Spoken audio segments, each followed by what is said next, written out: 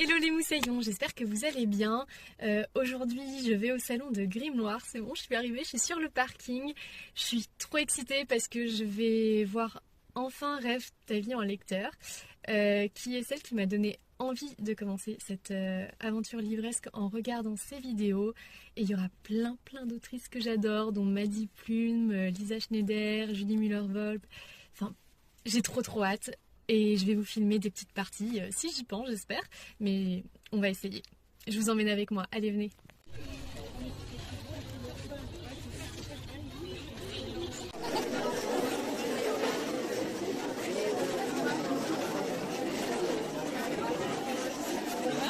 Il y a pas mal de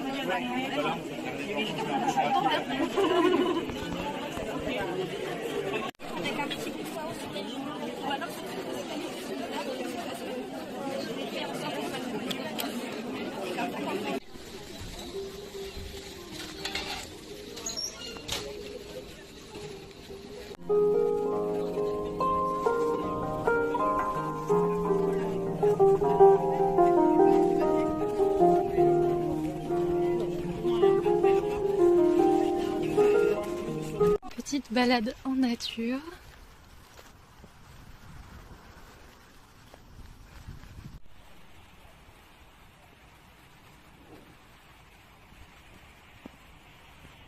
Hello, pour le coup on est lundi, j'en ai profité ce matin et pendant une bonne partie de la journée pour faire pas mal de trucs à la maison comme ma voiture est au garage. Je poursuis ma lecture sur le roi des Érèbes en profitant de ce merveilleux soleil et je vous parle un peu de mon avancée juste après. On est lundi soir, il est à peu près 22h, je suis avec mon petit Merlin, mon petit assistant. J'ai pas eu le temps de vous faire un point lecture avant, je vous le fais maintenant sur le roi des Érèbes. On le qualifie de dark romance. J'ai vu plusieurs DNF sur ce livre parce qu'apparemment ça bouleversait trop, c'était trop choquant. Moi qui suis quand même une âme sensible, je savais dans quoi je m'engageais en lisant ce livre, mais franchement, il n'y a rien qui me choque plus que ça parce que l'héroïne est en fait consentante à tout. Pour le moment, il n'y a pas de pratiques qui peuvent vraiment heurter. On est plutôt sur de l'érotisme que sur une pratique smut trop descriptive, je pourrais dire. Donc, franchement, pour le moment, avec une belle plume poétique, j'apprécie vraiment ma lecture et j'ai hâte de m'y replonger à chaque fois. Là, il est un peu tard, mais je compte bien lire un chapitre de l'alpha lecture que je fais pour Lisa Schneider, dont je ne peux pas encore vous parler du titre.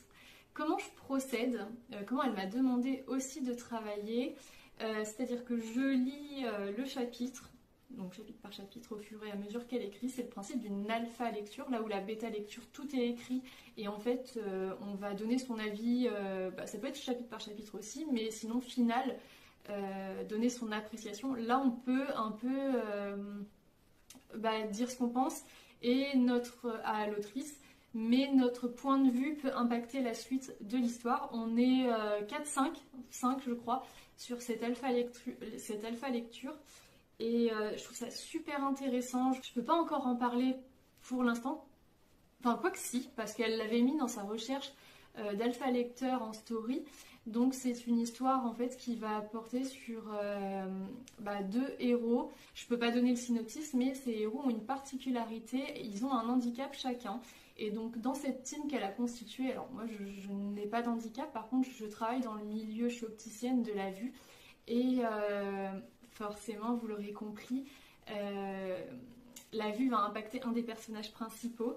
Et donc dans la team, il y a des personnes atteintes de handicap. Et je trouve ça super intéressant d'avoir leur point de vue, leur retour, s'ils trouvent que l'histoire est pertinente ou non par rapport à ce que Lisa dit. Et franchement, c'est très constructif.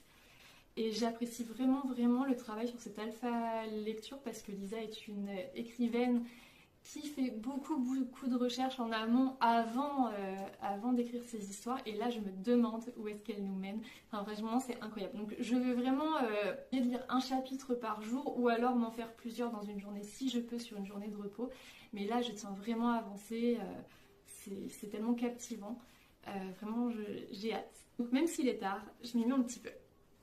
On est mercredi soir et du coup j'ai pas filmé hier, je suis désolée. Tout simplement parce que le mardi c'est souvent une de mes plus grosses journées. J'embauche tôt, je débauche tard et je file au sport après et je rentre, il est 21h, donc le temps de manger, de faire les trucs du quotidien et d'aller se coucher. J'ai quand même réussi à lire une trentaine de pages avant de dormir, donc je suis plutôt contente. J'avance toujours dans ma lecture du Roi des Érèbes. À ma pause ce midi, donc on est mercredi, j'ai réussi à avancer de 2-3 chapitres aussi sur le dernier tome de ACOTAR qui est sorti actuellement, le tome 5 sur Nesta et Cassian.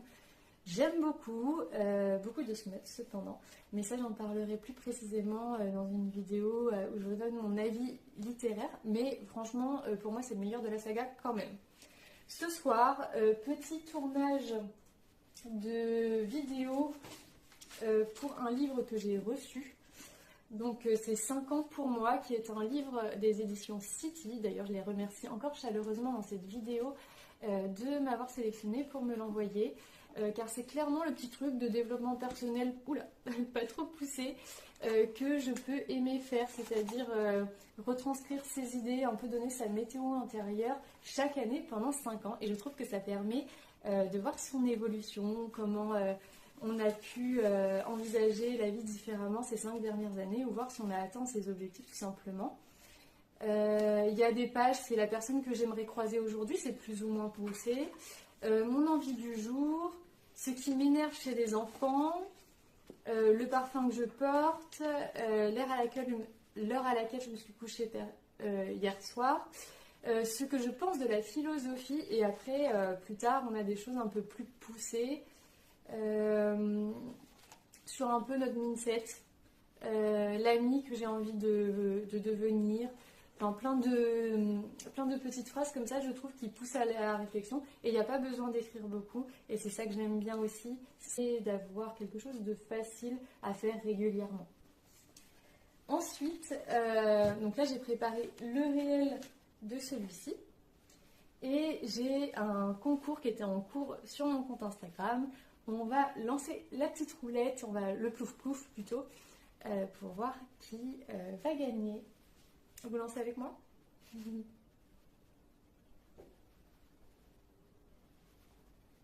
Ce sera Lecture Alia.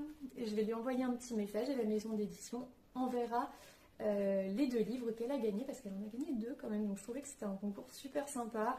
J'adore gagner les abonnés. Bien sûr, quand je vois tous les autres qui ont participé et qui l'ont pas, ça me fait toujours un petit peu de peine. Mais au moins, ça permet de récompenser régulièrement quelqu'un des abonnés. Ça fait trop plaisir quand on a un compte Instagram. Pour le coup, c'est le genre de choses que je peux faire le soir en rentrant du travail, voilà, créer un petit réel, de temps en temps tirer pour un concours. Voilà, je voulais vous emmener un peu avec moi dans mon quotidien du soir avant le moment lecture. Coucou les moussaillons! Et aujourd'hui on est vendredi, j'ai posé ma journée parce que je vais à un concert avec des amis, le concert de Laurie. J'espère que mon petit outfit va bien avec. J'ai emprunté cette veste à ma soeur parce que les paillettes j'aime beaucoup. Mais là c'est vraiment beaucoup. Je sais pas si vous voyez. Et c'est elle qui m'a fait le make-up. Elle a été dans l'esthétique.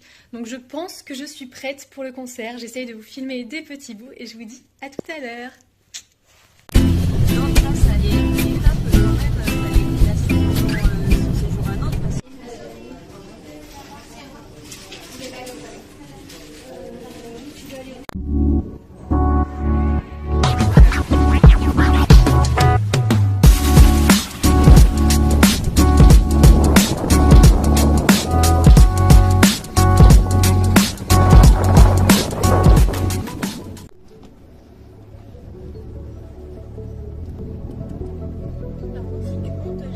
Oui, moi aussi.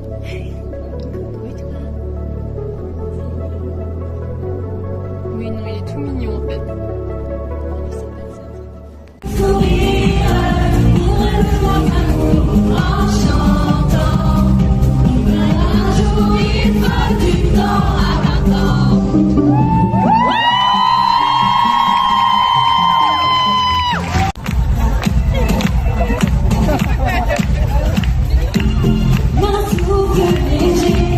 C'est là qui croisé, je suis sortie.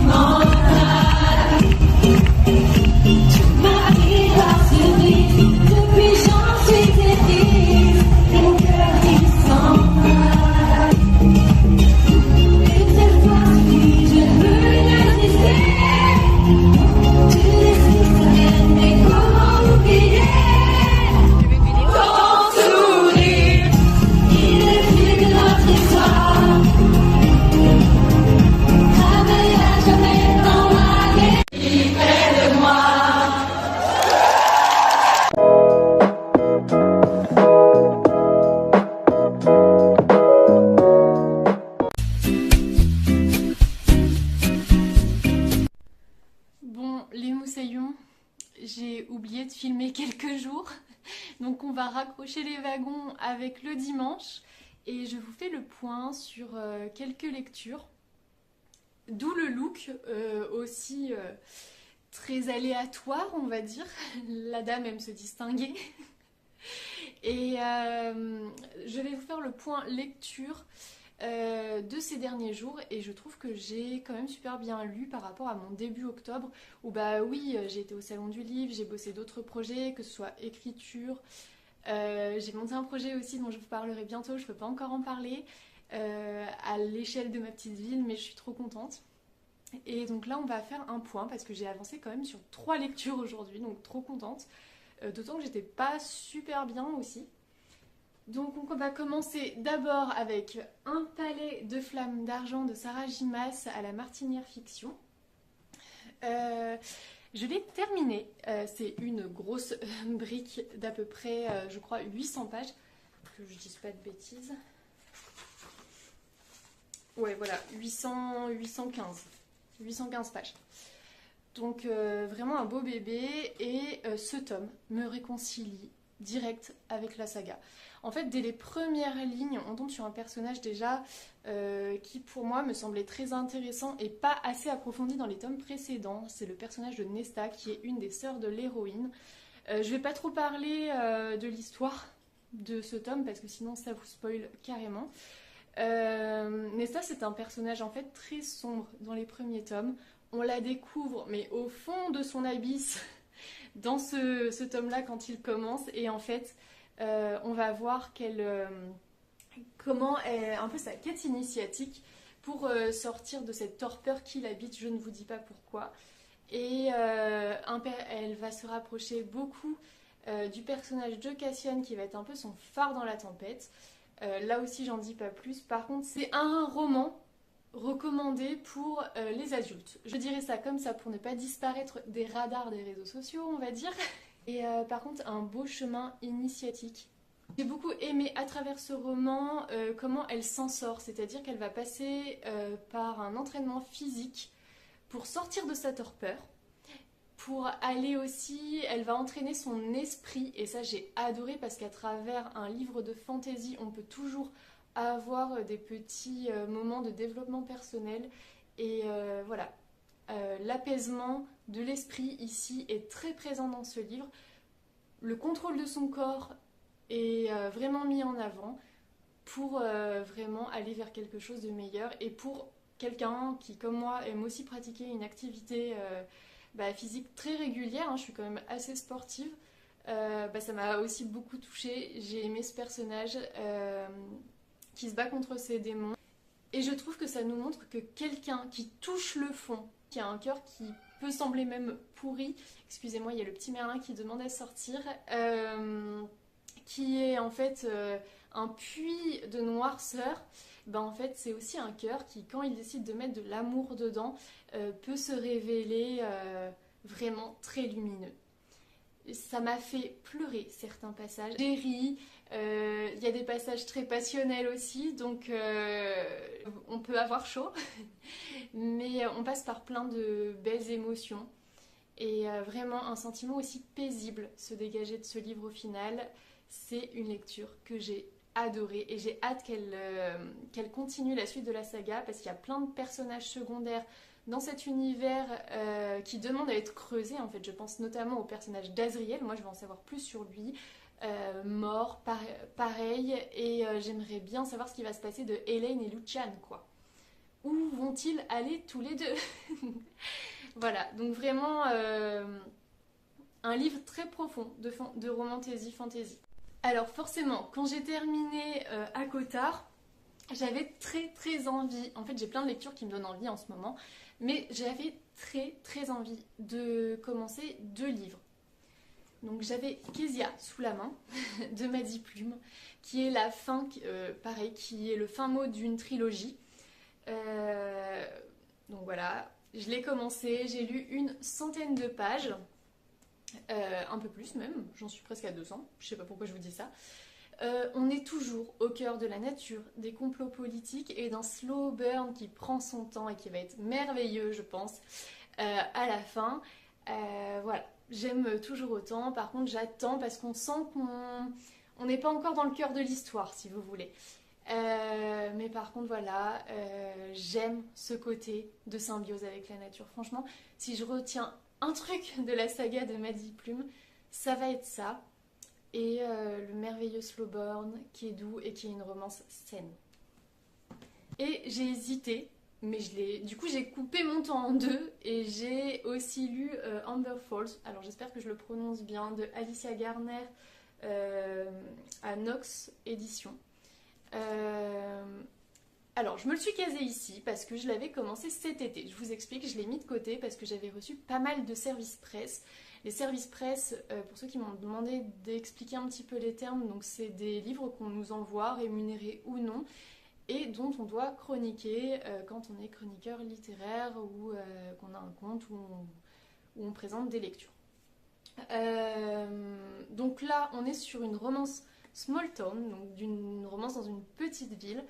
Je me le suis casée à l'automne parce que je trouve que le livre fait été avec la couleur turquoise, mais peut très bien aussi être casé dans l'hiver parce que ça va parler de petites sorcières. Déjà, rien que... Alors attendez.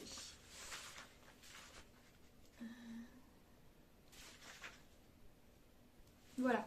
Rien que la note de l'autrice, je vais vous la lire.